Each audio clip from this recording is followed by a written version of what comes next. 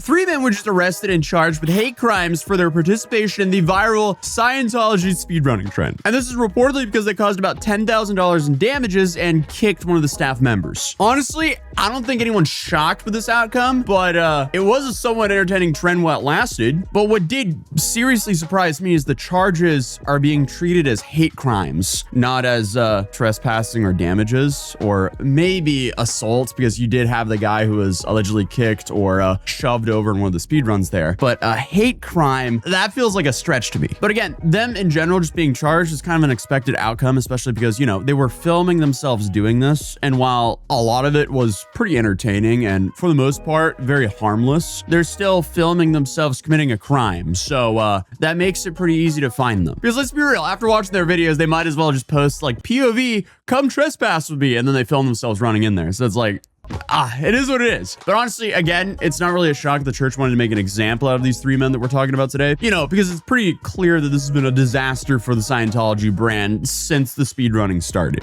which, you know, if you're not aware of, there's this insane trend on Instagram and TikTok where a bunch of kids essentially started storming the Scientology churches because I guess they can't stop them all. It's like the new rendition of the Storm Area 51. You can't stop them all, but this time it's Zoomers instead of millennials. Or well, there was definitely Zoomers still at the Storm Area 51 thing. I don't know. Younger generation regardless.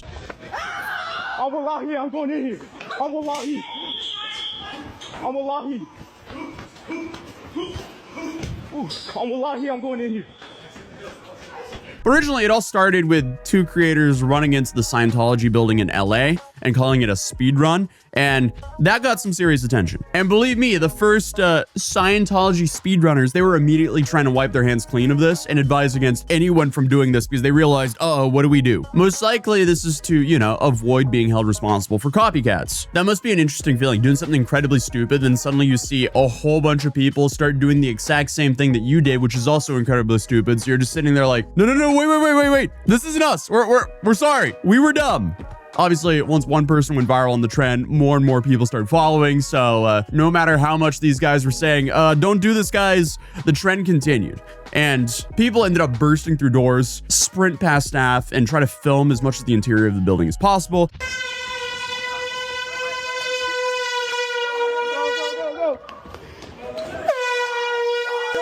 Go up. Where are you going down for?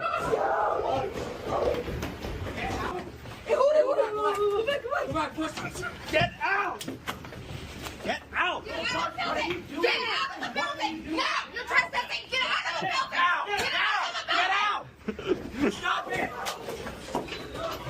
Get out! Just get out! Just get out! Thank you! Go! Get out! Go!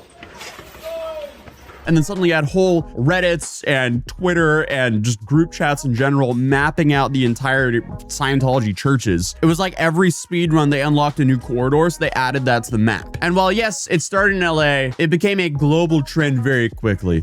Basically, no Scientology church was safe from this trend. You had churches in New Zealand being stormed, in Canada, in the Netherlands, like they're all over the world. And in a way, I guess Scientology made it pretty easy considering they would probably put a Scientology center on like, you know, the moon if they could. But I mean, it's an accessible trend for everyone because let's be real, there's pretty much a Scientology center all around the world. But regardless, as much as you can criticize Scientology, it was pretty clear that it started spiraling from just being a little bit of a prank and a trend to, this is definitely trespassing, and with random TikTokers running in there and shoving down members, that's not a good look. So the churches themselves are doing things like removing door handles and frosting their windows, closing themselves off to the general public, and way more. Scientology raids are over because they've locked it all up. Windows misted up.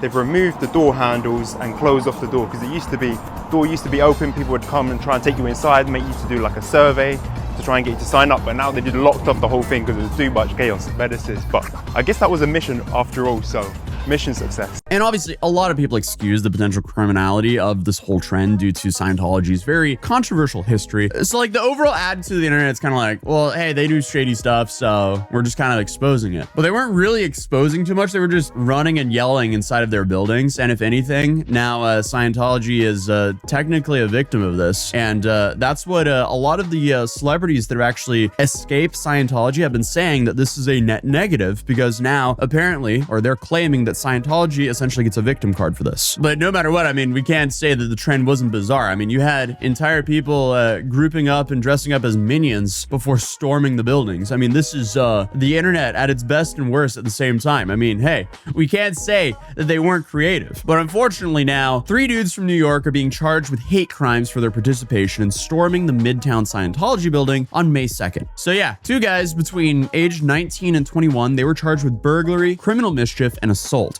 while a 28-year-old was charged with obstructing a governmental administration and tampering with physical evidence. And honestly, if you're 28 and you're storming the Scientology Center for a TikTok trend, you might be a little too old for that, bud. I feel like this is like the activities you do before your prefrontal cortex is fully loaded in. Then it's like somewhat excusable, but like once your prefrontal cortex is fully there, there's no real excuse to do this. You're just kind of making your own life harder for what? Attention on the internet. But as I mentioned earlier, what is kind of crazy to me is the 2 younger guys, their charges are being treated as hate crimes. I guess on the grounds that they were targeting this religion, which, I mean, by definition might not be wrong, but I still feel like it's a massive overreach to charge them with hate crimes for this. Because if anything, I think they're just doing a stupid TikTok trend. But obviously, I mean, that's not for me to decide, and it means they could be facing some pretty enhanced penalties for this. And I mean, it's reported that the group did approximately $10,000 of damages, but I can't really see where the $10,000 of damages are from because they knocked over some furniture and sprayed silly string on some cameras. Like, I don't know. Maybe that was some really expensive wood furniture. Something's just not fully adding up to me here. But they also mentioned a 30-year-old employee being kicked by one of them and suffering minor injuries, which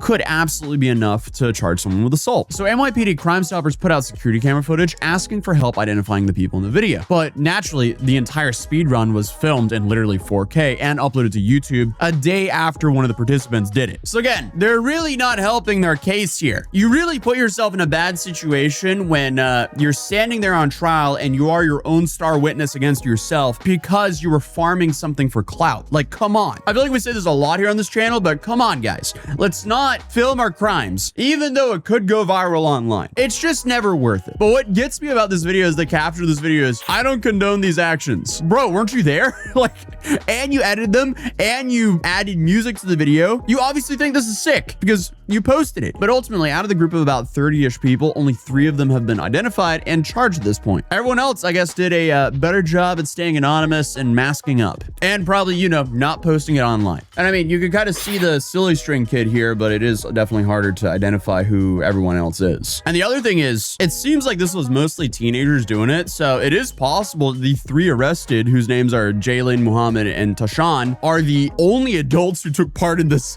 trend, or at least on this raid. Because if everyone else is below 18, I mean, it kind of makes sense that no one else was arrested, which is just another reason to back my statement.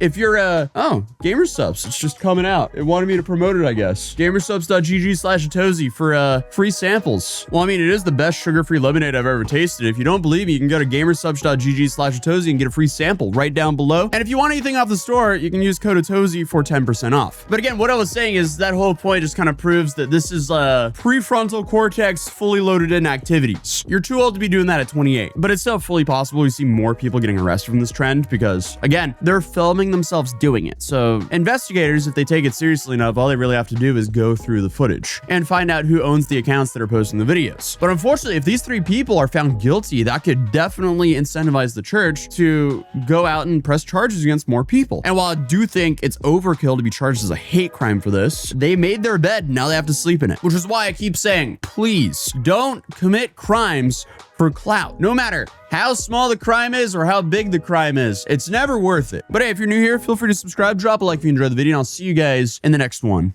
Peace.